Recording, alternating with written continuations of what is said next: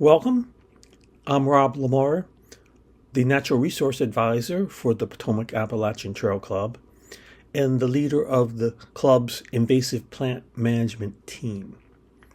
This video is intended to provide information and training for individuals who might be interested in becoming part of the Invasive Plant Management team.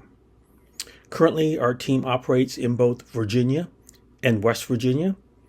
This video will be somewhat Virginia-centric, but most of the information is applicable to other states as well.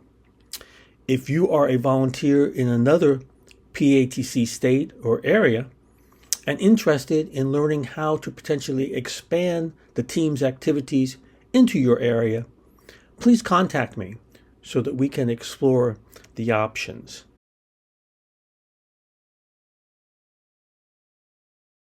In Virginia and in the rest of the United States, the Environmental Protection Agency, EPA, has overall responsibility for regulating pesticides under the Federal Insecticide, Fungicide, and Rodenticide Act.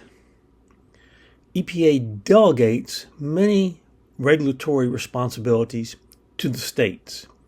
In Virginia, the Pesticide Control Office within the Virginia Department of Agriculture and Consumer Services regulates pesticide use under the Virginia Pesticide Control Act.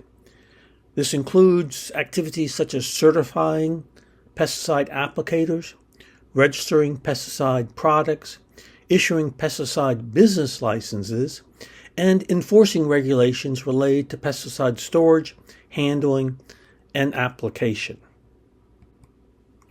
In addition to meeting federal and state requirements, pesticide use for the club is dependent on who owns the land. This makes obvious sense. The landowner is the one who ultimately is responsible for activities on their land. Currently, the PATC's Invasive Plant Management team has agreements with a number of the club's 40-plus partners, including the National Park Service's Appalachian Scenic Trail Office, the Virginia Department of Wildlife Resources, the Virginia Department of Conservation and Recreation, the West Virginia Department of Natural Resources, Clark County, Virginia, and others. We're always happy to explore new agreements with both our public partners and private landowners. Each of our agreements with our land management partners vary in specifics, so it's most important to understand whose land you're spraying on and the requirements of that land management agency. In addition, it's very important to remember that for all pesticide use, the label is the law.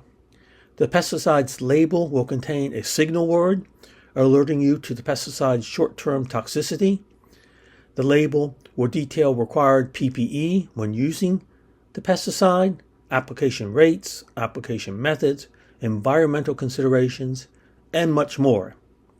Each safety briefing before the Invasive Plant Management team begins work should discuss all of these guidelines.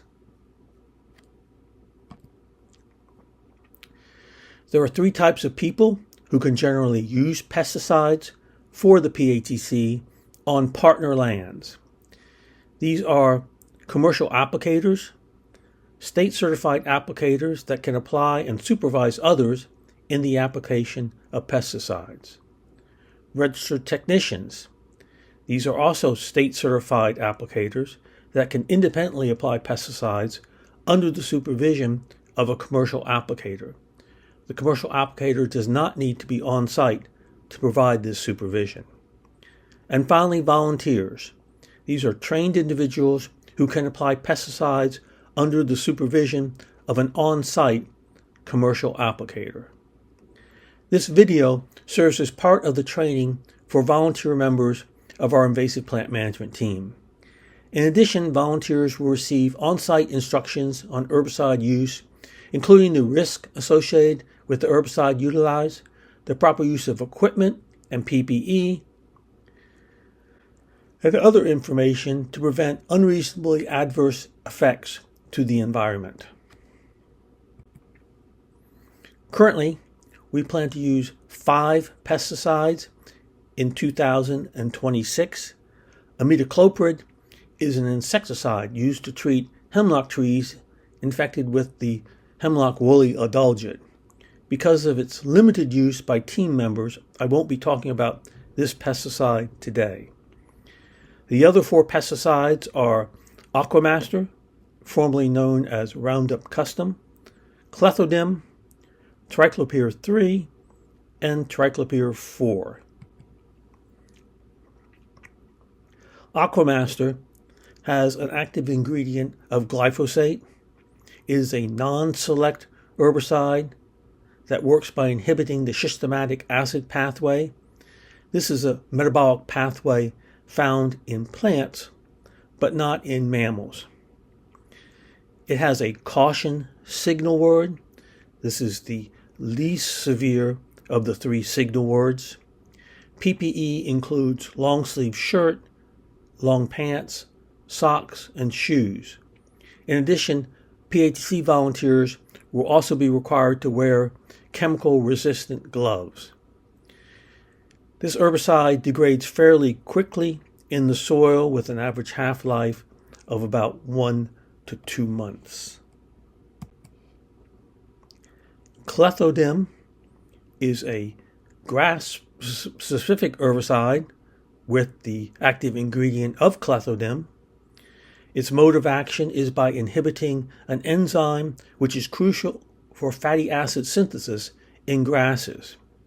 Because it is a grass-specific herbicide, it has extremely limited effects on any broadleaf vegetation that may encounter this herbicide. Clethodim has a caution signal word again. PPE includes long sleeve shirt, long pants, socks, shoes, chemical-resistant gloves, and protective eyewear. It is persistent in water, slightly toxic to fish and other aquatic life, and so we will avoid spraying in those environments. Triclopyr 3 has an active ingredient of triclopyr, in this case the amine formulation of triclopyr. It is a broadly specific herbicide, so in this case it has no effect on grasses, but it does kill broadleaf vegetation. Its mode of action is by mimicking the plant hormone auxin, which distributes the normal growth of the plant. It has a danger signal word. This is the most severe of the 3 signal words and can cause permanent eye damage. PPE includes long sleeve shirt, long pants, socks, shoes, chemical-resistant gloves, and protective eyewear. Triclopyr 4 has an active ingredient of triclopyr as well. This is the ester formulation of triclopyr. Again, broadleaf specific herbicide. It has an oil-based formulation with the same mode of action as triclopyr 3. Triclopyr 4, however, has a caution signal word, so it does not cause permanent eye damage. PPE includes long sleeve shirt, long pants, socks, shoes, and chemical-resistant gloves.